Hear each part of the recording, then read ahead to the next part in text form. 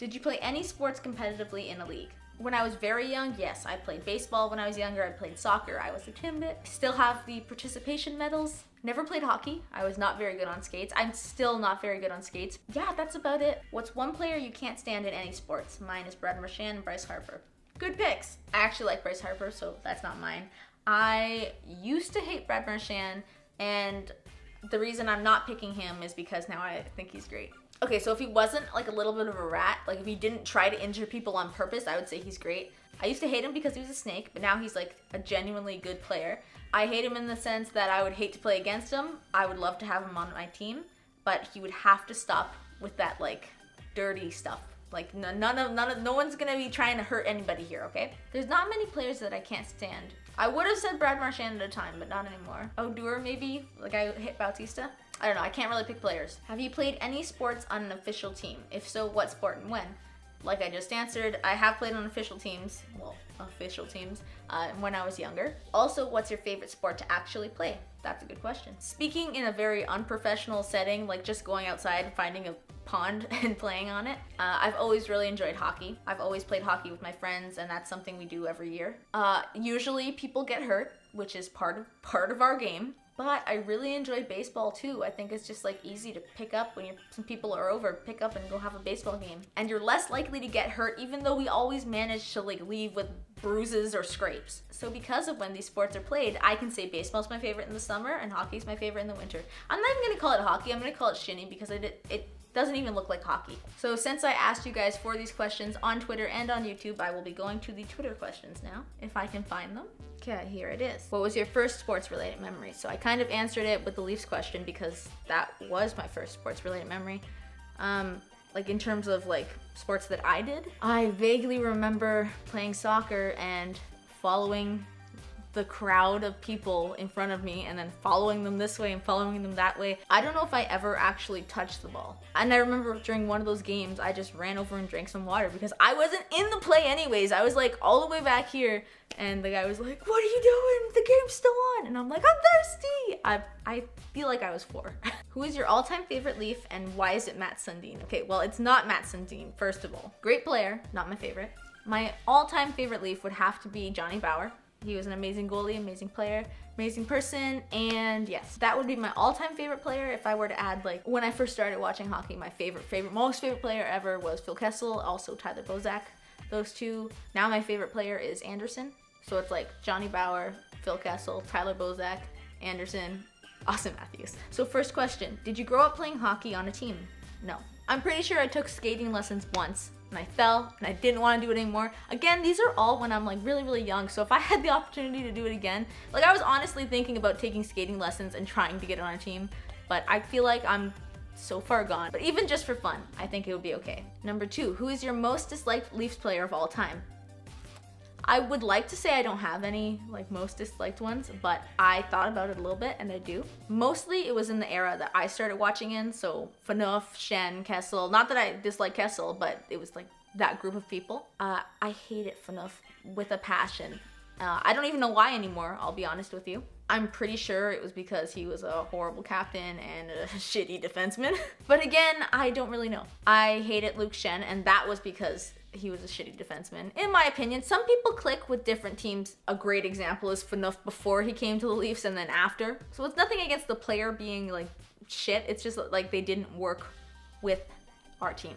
And these are all players I didn't like. This is pre-rebuild. So right now, I don't really have any players I dislike on the Leafs except for Jake Gardiner.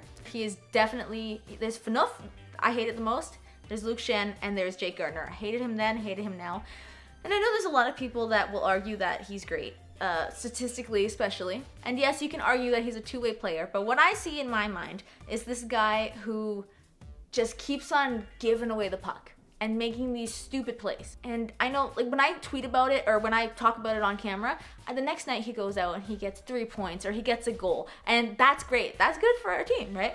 But I just think that overall, in my opinion, but also because I have eyes, he does more bad than good. And I don't like that because your job is to be a good defenseman. And so when you're doing a bad job at that, that is not what you want. So although I don't have those intense feelings of dislike for Phaneuf or Schenn anymore, I guess Gardiner would take that spot. But I remember that I really didn't like them before. So those are my 3.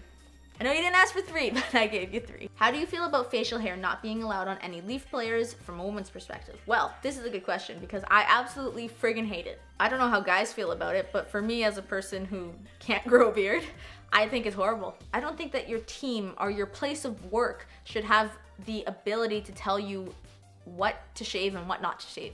If you work for a company and they tell you you can't come in unless you shave your eyebrows, you're gonna say, that sounds insane. If you work for a company and they say you can't come in until you shave your head, you're gonna say, no, I'm not gonna do that. But for some reason, I don't know why beards and mustaches have gotten lost in that conversation. You shouldn't be able to tell your employees what to do with their body. I get that you can tell them to work out. I get that you can tell them to wear this uniform on the ice. But I don't think that having a beard should be like a deal breaker. I don't know, that's just my opinion. Like, I know where Lou Lamoriello is coming from, but if I were to make an arbitrary rule like that, I would make a rule that they would have to have beards because at least they look cool then. But I feel like it's also, in all honesty, kind of saving the younger guys from having to grow beards because I don't think they're able to physically. I think that's a horrible, horrible, horrible rule to have. Favorite player in the NHL outside of the Leafs? Well, this one's easy for me. Even though I said before I didn't like PK Subban, I have since then done a complete 180 and he is my favorite player in the NHL aside from the Leafs. Not only is he a great player, but he's also a great person. He's got a great personality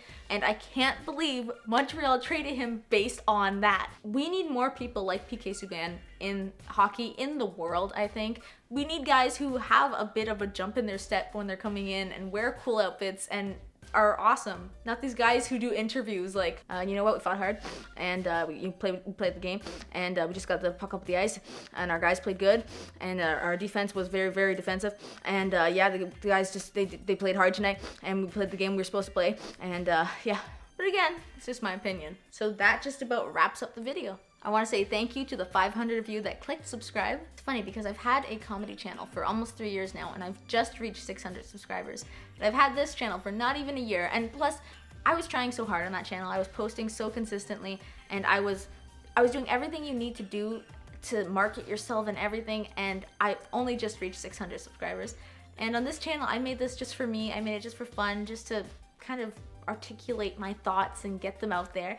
And I've already reached 500. It hasn't even been a year yet. I'm barely trying. I'm making my videos and that's it. I'm not marketing myself. I'm not trying to get more views or more subscribers. I'm just posting videos. And I think it's really cool how that works. You guys really seem to be liking this channel and I love it. I love the engagement. I didn't even have a goal for this channel. Even if I had 2 subscribers, I would be making these videos. So to have 500 is so nice to just be able to talk to you guys. So with that being said, I want to thank you again and just please tell me down below if you like The Love Guru or not. If you haven't seen it, watch it with an open mind, please, and tell me what you think of it because it is my favorite sports movie of all time and I just love it. And I will see you guys later.